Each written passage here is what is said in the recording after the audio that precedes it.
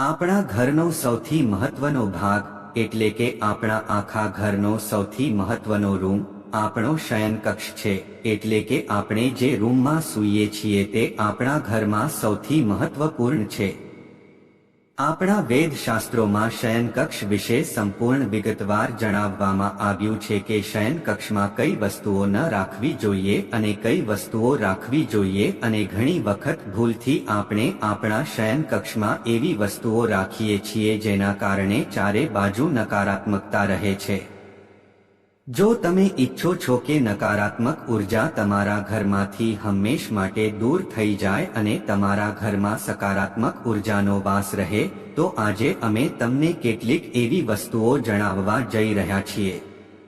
તેમાંથી જો તમે એક પણ વસ્તુ પોતાના ઓશિકા નીચે રાખી લીધી તો તમારી આસપાસ સકારાત્મકતાનું વાતાવરણ હશે અને તે પછી તમને સફળ થવાથી કોઈ રોકી શકશે નહીં. ખાસ કરીને મહિલાઓ, તમારે તમારા ઓશિકા નીચે એક આ વસ્તુ રાખવી જોઈએ જેથી દેવી લક્ષ્મીની કૃપા હંમેશા તમારા પર બની રહે, જેનો ઉલ્લેખ વેદ પુરાણમાં કરવામાં આવ્યો છે. વેદ પુરાણમાં કહેવામાં આવ્યું છે કે જો તમે આ એક વસ્તુને તમારા ઓશિકા નીચે રાખો છો તો તમે રાતોરાત તમારું ભાગ્ય ચમકાવી શકો છો અને આવું કરવાથી તમારા જીવનમાં સુખ, સમૃદ્ધિ, ધન અને ઐશ્વર્ય આવશે. તો આજનો વિડિયો ખૂબ જ મહત્વપૂર્ણ છે. આજના વિડિયોમાં અમે તમને જણાવીશું કે એવી કઈ વસ્તુઓ છે જો તમે તેમાંથી એક પણ વસ્તુ તમારા ઓશિકા નીચે રાખો છો તો તમારા નસીબને ચમકવાથી કોઈ રોકી શકશે નહીં. વિડિયોમાં આગળ આ વસ્તુઓ વિશે જાણીએ તે પહેલા આ વિડિયોને લાઈક કરજો અને ચેનલને પણ સબસ્ક્રાઇબ કરજો અને કોમેન્ટ બોક્સમાં જય શ્રી રામ જરૂરથી લખજો. ચાલો હવે જાણીએ કે જો તમે આ વસ્તુઓને તમારા ઓશિકા નીચે રાખીને સૂઈ જાઓ છો તો તેના ફાયદાથી તમે કેવી રીતે સફળતા મેળવી શકો છો. તમે કેટલી વાર જોયું છે કે તમે જીવનમાં સખત મહેનત કરો છો પણ તમને જોઈતું પરિણામ નથી મળતું. જો સમસ્યાઓ તમારો સાથ નથી છોડી રહી તો તમારો કોઈને કોઈ ગ્રહ તમારાથી નારાજ છે જેના કારણે તમારે દેવી લક્ષ્મીના પ્રકોપનો સામનો કરવો પડે છે. પણ હવે તમારે ગભરાવાની જરૂર નથી.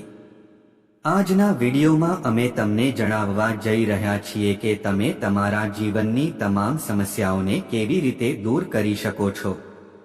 જો તમે તમારા ઓશિકા નીચે કેટલીક વસ્તુઓ રાખો છો તો તમને તમારી બધી સમસ્યાઓથી તરત જ છુટકારો મળશે અને તમને તમારા જીવનમાં સુખ, સમૃદ્ધિ, ધન અને સંપત્તિ મળશે. એક પહેલી વસ્તુ એ છે કે તમારે દરરોજ સૂતી વખતે તેને તમારા તકિયા નીચે રાખવી જોઈએ. આ તુલસીનું પાન છે. તુલસીનો છોડ પૂજનીય છોડ છે અને તેથી તેને દેવી લક્ષ્મીનું સ્વરૂપ પણ માનવામાં આવે છે. પરંતુ કહેવાય છે કે તુલસીના દરેક પાનમાં ભગવાન વિષ્ણુનો વાસ હોય છે. તો આવી સ્થિતિમાં જો તમે તમારા ઓશિકા નીચે તુલસીનું પાન રાખીને સૂવો છો તો તમારા જીવનમાંથી નકારાત્મક શક્તિઓ હંમેશ માટે દૂર થઈ જશે. તમારે એ વાતનું ધ્યાન રાખવું જોઈએ કે તમે જે તુલસીના પાનને રાત્રે તમારા ઓશિકા નીચે રાખો છો તે પાન તમારે સવારે ખાવાનું છે. આની પાછળ ઘણું મોટું કારણ છે. જો તમે દરરોજ એક તુલસીના પાનનું સેવન કરો છો તો તમે ઘણી જટિલ બીમારીઓથી સુરક્ષિત રહેશો. આ ઉપાય કરતી વખતે તમારે એક વાતનું ધ્યાન રાખવું પડશે કે રાત્રે તુલસીના પાન તોડવા જોઈએ નહીં. દિવસ દરમિયાન હંમેશા તેને તોડીને પહેલા તુલસીના છોડને હાથ જોડીને નમસ્કાર કરો. તે પછી જ પાંદડા તોડી શકો છો અને રવિવારે તુલસીના પાન ક્યારેય ન તોડવા જોઈએ. રવિવારે આ ઉપાય ન કરવો જોઈએ. આ ઉપાય રવિવાર સિવાય તમામ દિવસોમાં કરી શકાય છે. 2. જો તમારે તમારી પ્રગતિ જોઈતી હોય તો તમારે ઓશિકા નીચે મોરનું પીછું રાખીને સૂવું જોઈએ. તમે ઘણીવાર જોયું હશે કે કેટલાક માતાપિતા તેમના બાળકોના પુસ્તકોમાં મોરનું પીછું મૂકે છે જેથી તેમના બાળકો અભ્યાસમાં રસ લેવા લાગે. પરંતુ કદાચ તમે નહીં જાણતા હોવ કે જો તમે તમારા ઓશિકા નીચે મોરનું પીંછું રાખીને સૂઈ જાઓ છો તો તમારી કુંડળીના તમામ દોષો ધીમે ધીમે દૂર થઈ જાય છે. મતલબ કે તમારી કુંડળીમાં જે પણ ગ્રહો અને નક્ષત્રોનો પ્રભાવ છે તે ધીમે ધીમે સમાપ્ત થવા લાગે છે. તો તમે પણ તમારા ગ્રહોના દોષોથી છુટકારો મેળવવા માટે આ ઉપાય કરી શકો છો. તેથી તમારે તમારા ઓશિકા નીચે મોરનું પીંછું રાખવું જોઈએ. 3. જો તમે ઈચ્છો છો કે જીવનમાં ધન આવવાના દરેક રસ્તા ખુલી જાય, તમે ઈચ્છો છો કે હંમેશા પૈસા તમારી તરફ ખેંચાઈને આવે અને પૈસા જ્યારે તમારી પાસે આવે તો તે ક્યારેય પણ બિનજરૂરી ખર્ચામાં વેડફાઈ ન જાય, એટલે કે હંમેશા તમારા પૈસામાં વધારો થતો રહે, તો તેના માટે શું કરવું પડે? તમારે દરરોજ 1 રૂપિયાનો સિક્કો તમારા ઓશિકા નીચે રાખીને સૂવું પડશે અને બીજા દિવસે જાગ્યા પછી તમારે આ રૂપિયાનો સિક્કો કોઈ પણ ગરીબ વ્યક્તિને દાનમાં આપવાનો છે. જો તમે કોઈ ગરીબ વ્યક્તિને માત્ર 1 રૂપિયાનો સિક્કો દાન કરો છો તો તમારા જીવનની તમામ પૈસા સંબંધિત સમસ્યાઓ દૂર થઈ જશે. જો તમે પૈસા સંબંધિત કોઈ પણ નાણાકીય સમસ્યાથી સંઘર્ષ કરી રહ્યા છો તો તમારે આ ઉપાયો અજમાવવા જ જોઈએ અને આ ઉપાય કર્યા પછી તમે જાતે જ જોશો કે તમારા જીવનમાં પૈસા સંબંધિત બધી સમસ્યાઓ અચાનક દૂર થઈ જશે. 4. જો તમે આ ઉપાય કરવાનું શરૂ કરી દો તો તમારો સમય તરત જ સારો થવા લાગશે.